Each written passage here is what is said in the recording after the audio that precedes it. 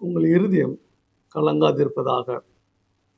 தேவனிடத்தில் விசுவாசமாயிருங்கள், என்னிடத்திலும் விசுவாசமாயிருங்கள் அப்படின்னு சொல்லி யோவான் 14ஆம் அதிகாரம் 1ஆம் வசனம் சொல்லுகிறது. நான் போன வீடியோவில் நான் சொன்னேன், தேவனை அறிகிற அறிவே நித்திய ஜீவன். அப்போ தேவன் எப்படிப்பட்டவராக இருக்கிறார்? தேவன் திரியேக தேவனாக இருக்கிறார். பிதா, குமாரன், பரிசுத்த ஆவியான தேவனாக இருக்கிறார். இந்த திரியேக தேவனை குறித்த ஒரு சரியான புரிதல் நமக்கு இல்லை அப்படின்னா நம்முடைய வேதாமம் எல்லாமே தவறாகவே படிப்போம். ஆதியாகமம் 1ஆம் அதிகாரம் 26ஆம் வசனத்தில் ஆண்டவர் சொல்றாரு,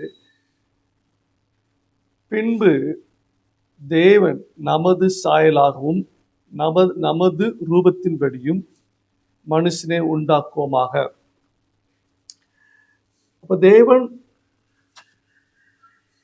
பிதா, குமாரன், பரிசுத்த ஆவியான தேவனாய், பிதா அவர் ஒரு தனிப்பட்ட விதமா இருக்கிறார், குமாரன் தனிப்பட்ட விதமா இருக்கிறார், பரிசுத்த ஆவியானவர் தனிப்பட்ட விதமா இருக்கிறார். அதனாலதான் அவங்க சொல்றாங்க, நம்மை போல ஒருவனை உருவாக்குவோமாக. நீங்க அதே வேதாமத்தில் யோவான் 14ஆம் அதிகாரம் 23ஆம் வசனத்தில் ஆண்டவர் எப்படி சொல்ற, இயேசு கிறிஸ்து எப்படி சொல்றாரு, இயேசு அவனுக்கு பிரதியுத்தரமாக, ஒருவன் என்னில் அன்பாயிருந்தால் அவன் என் வசனத்தை கை கொள்வான், அவனில் என் பிதா அன்பாயிருப்பார், நாங்கள் அவனிடத்தில் வந்து அவனோடு வாசம் பண்ணுவோம். சரிங்களா? ஸோ இங்கேயும் பிதா, குமார, பரிசுத்த ஆவியான தேவனாக நாங்கள் வந்து வாசம் பண்ணுவோம் அப்படின்னு சொல்லி சொல்றாரு. அப்போ பிதா, குமார, பரிசுத்த ஆவியான தேவன் தனித்துவமாய், அதாவது பிதாவுக்கு ஒரு பர்சனாலிட்டி இருக்குது, இயேசு கிறிஸ்துக்கு ஒரு பர்சனாலிட்டி இருக்குது, பரிசுத்த ஆவியானவருக்கு ஒரு பர்சனாலிட்டி இருக்குது. இந்த திரியேக தேவன் எப்படி ஒரே தேவனாக இருக்கிறார், அது ரொம்ப முக்கியம். இவங்க எப்படி இருக்கிறாங்க அப்படின்னா, நீங்க எந்த சிருஷ்டிப்புமே கிடையாது. சரிங்களா? ஆதாமி அவள் கிடையாது, பூமி கிடையாது, வானம் கிடையாது, ஏஞ்சல்ஸ் கிடையாது, லூசிஃபர் கிடையாது, யாருமே கிடையாதுன்னு வச்சுங்களேன்.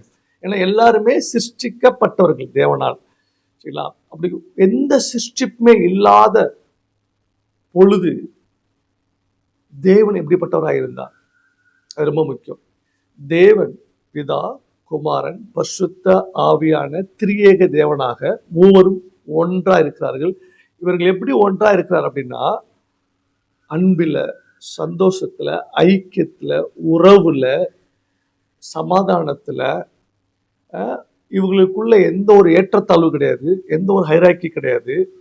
அதனாலதான் அப்படி இருக்கிற ஒரு உறவுக்குள்ள தேவன் ஒரு உறவை மனுக்குலத்துக்குள்ள கொண்டு வரணும் அவர் விரும்பினார். சரிங்களா?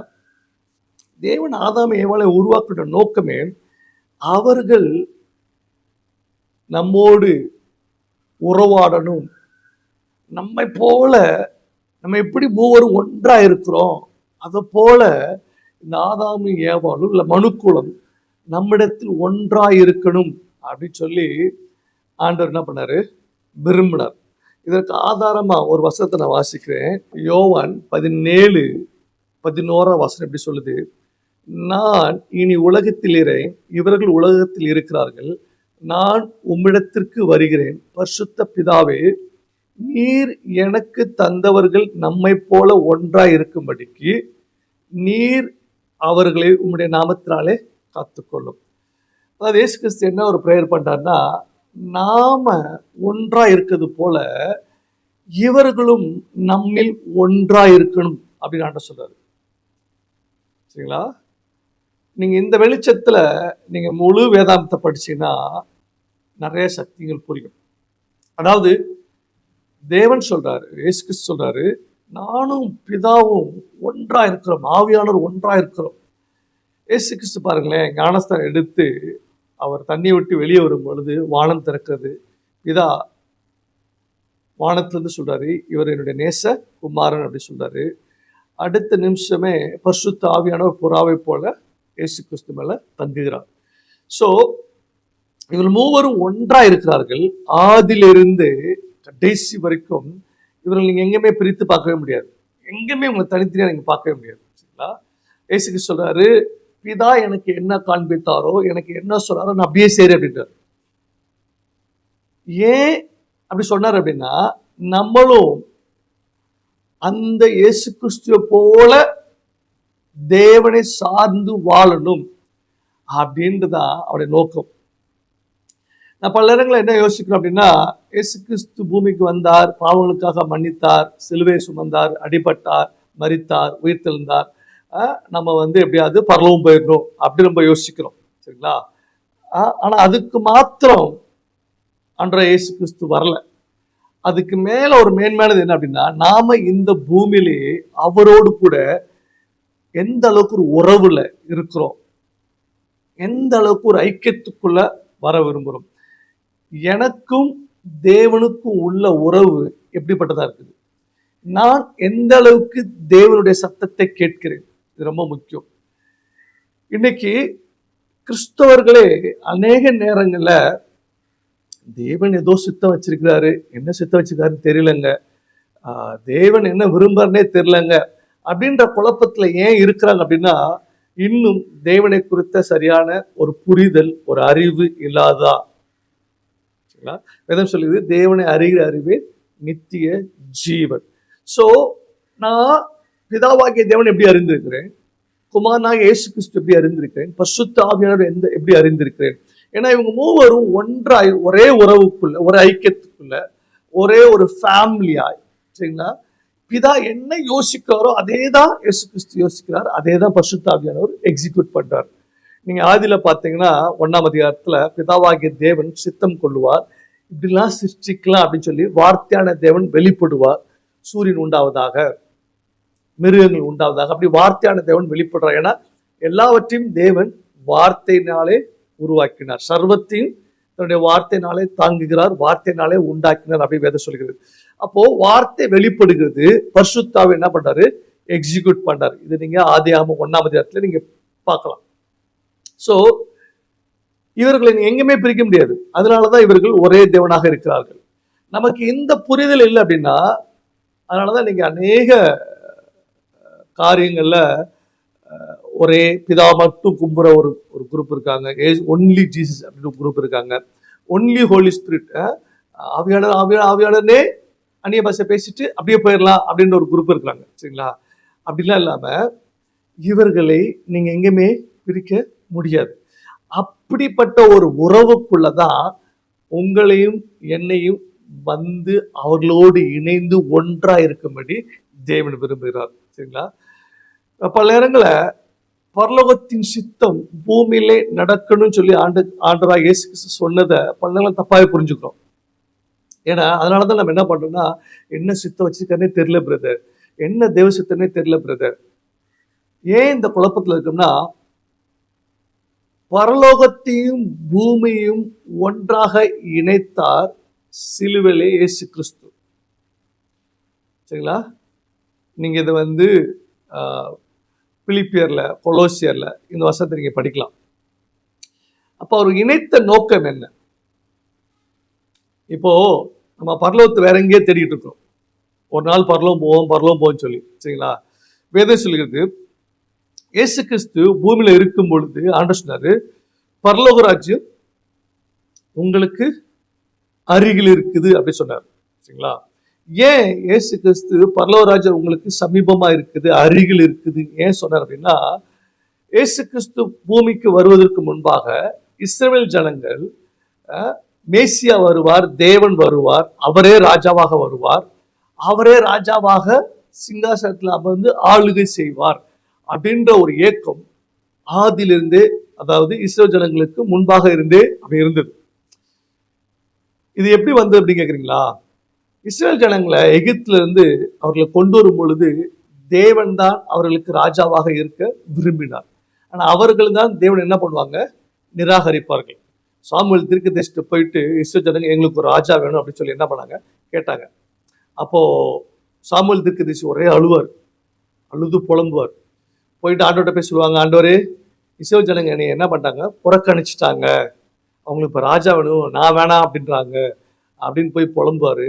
அப்போ ஆண்டவர் சாமுவேலை பார்த்து ரொம்ப பியூட்டிஃபுல்லாக ஒன்று சொல்லுவார்.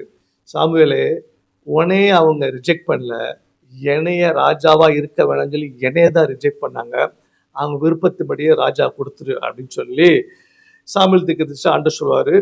அப்படிதான் சவுல் ராஜாவாக, முதல் ராஜாவாக இஸ்ரேல் தேசத்துக்கு வருவார். அதற்கு முன்பாக வரைக்கும் நியாயாதிபதிகள் இருந்தார்கள். சாமுவேல் தீர்க்கதரிசியா அவர் ஆளுகை செய்தார். சரிங்களா? ஸோ இப்படி போயிட்டு இருக்கிற இந்த இஸ்ரேல் தேசத்துல, சரிங்களா, இயேசு கிறிஸ்து வர்ற நாட்கள்ல ரோம பேரரசு இஸ்ரேல் தேசத்தை ஆளுகை செய்து ஒடுக்குகிறது. சரிங்களா? இப்போ இஸ்ரேல் தேசம் ரோம பேரரசுக்கு அடிமையாக இருக்குது. சரிங்களா? ரோமர் என்ன பண்றாங்க, ஆளுகை செஞ்சுட்டு இருக்காங்க. இதை இவங்களால விட்டு வெளியே வர முடியாம அந்த அடிமைத்தனத்துக்குள்ள இருக்கும் பொழுது இப்ப இவர்கள் தேவனே ராஜா வந்துட்டு இப்போ இதுதான் சொல்யூஷன் அப்படின்னு சொல்லி என்ன பண்றாங்க, கேட்க ஆரம்பிக்கிறாங்க. நீங்களே வந்துருங்க ஆண்டவரே, மேசியா வரணும். ஏன்னா பழைய ஏற்பாட்டுல நிறைய இடங்கள்ல மேசியா வரணும், ராஜா வரணும், யூதாவின் ராஜசிங்கம் வரணும் அப்படின்ற ப்ராஃபஸி எல்லாம் சொல்லப்பட்டதுனால அதை படித்திருந்தனால அவரே ராஜா வரட்டும் அப்படின்னு சொல்லி என்ன பண்ணாங்க, எதிர்பார்த்தார்கள். ஸோ இப்போ இயேசு கிறிஸ்து ராஜாவாக பூமிக்கு வருகிறார். ஆனா அவர்கள் எதிர்பார்த்த வழியில அவர் வராததுனால அவரை ராஜாவாக, தேவனாக அவரால் ஏற்றுக்கொள்ள முடியல. சரிங்களா?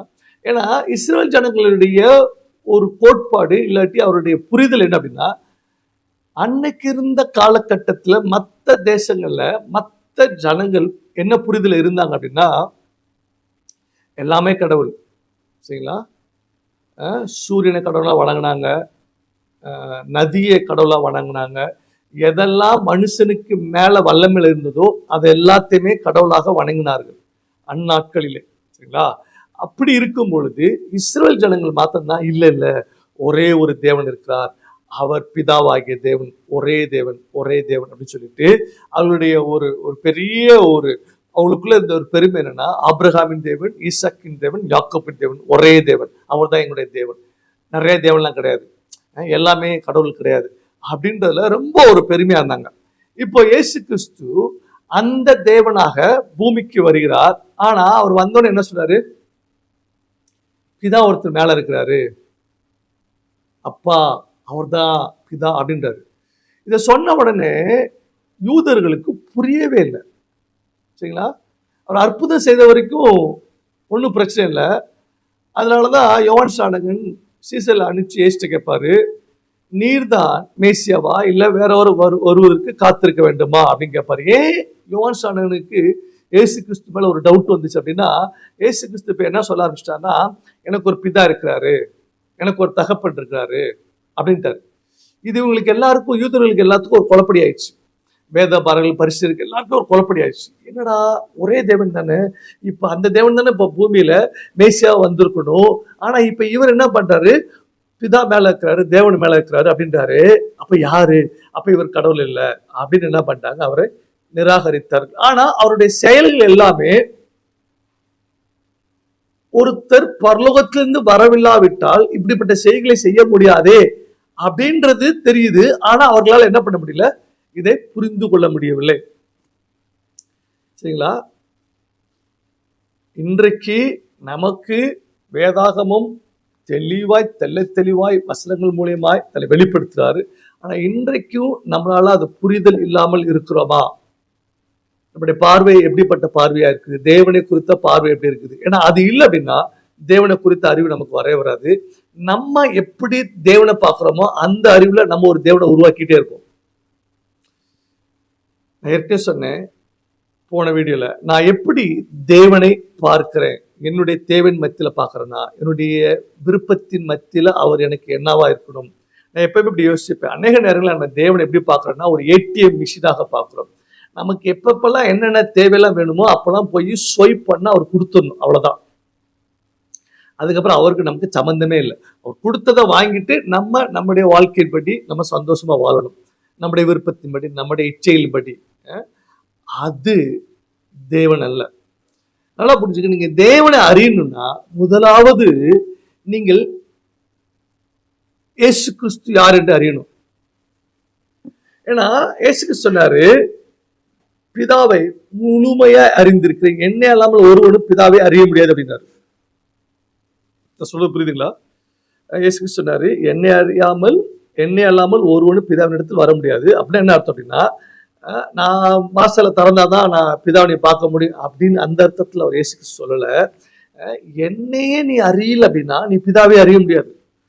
எனவே உன்னால புரிஞ்சுக்க முடியும்னா, நான் என்ன செய்யறேன், எப்படிப்பட்டவனா நான் இருக்கிறேன் அப்படின்றத நீ புரிஞ்சுக்கல அப்படின்னா நீ பிதாவை என்ன பண்ண முடியாது, புரிய முடியாது. ஏன்னா நானும் பிதா ஒன்றா இருக்கணும் அப்படின்னா என்னன்னா, எனக்கு என்ன குணாதிசயங்கள், என்ன ஃபீலிங்ஸ், என்ன எமோஷன், என்ன நான் செய்ய விரும்புறேன், என்ன செஞ்சிட்டு இருக்கிறேன், அது அப்படியே பிதா இருக்கிறார். நான் எவ்வளவு அன்பா இருக்கணும் அதே அன்புலதான் பிதாவும் இருக்கிறார். பிதாவுக்கு ஒரு கேரக்டர், இயேசு கிறிஸ்துக்கு ஒரு கேரக்டர் அப்படின்னா கிடையாது. நம்ம எப்படி புரிஞ்சுட்டோம் அப்படின்னா, இயேசு கிறிஸ்து ரொம்ப அன்பான தேவன், பிதாவாகியதே ரொம்ப கொடூரமானவர் அப்படின்ற ஒரு பார்வையில் நமக்கு கிறிஸ்தவத்துல இருக்குது. சரிங்களா? ஏன்னா அது பழைய பாட்டை படிக்கும் போது நமக்கு அப்படி ஒரு தோணல் இருக்குது. அப்படி கிடையாது. சரிங்களா? நான் வர நாட்கள்ல அதை கொஞ்சம் கொஞ்சமா அவங்களோட நான் பேச விரும்புறேன். சரிங்களா? சோ இயேசு கிறிஸ்து பிதாவின் தற்சொரூபமாய் என்ன பண்ணாரு, பூமிக்கு வந்தார். இந்த வெளிச்சத்துல நீங்க தொடர்ந்து வேதாந்தத்தை படிங்க. நானு பாருங்களேன், ஒரு வருஷத்தை வாசித்து நான் முடிக்கிறேன். யோவான் 17ஆம் அதிகாரம் 3ஆம் வசனம். ஒன்றான மெய்தேவனாகிய உம்மையும் நீர் அனுப்பினவராகிய இயேசு கிறிஸ்துவையும் அறிவதே நித்திய ஜீவன். அந்த வசனத்தை திருப்பி சொல்றேன். யோவான் 17:3. ஒன்றான மெய்தேவனாகிய உம்மையும் நீர் அனுப்பினவராகிய இயேசு கிறிஸ்துவை அறிவதே நித்திய ஜீவன். சரிங்களா? Stay tune. நெக்ஸ்ட் வீடியோல இதோட தொடர்ச்சி உங்களோட நான் பேசுறேன்.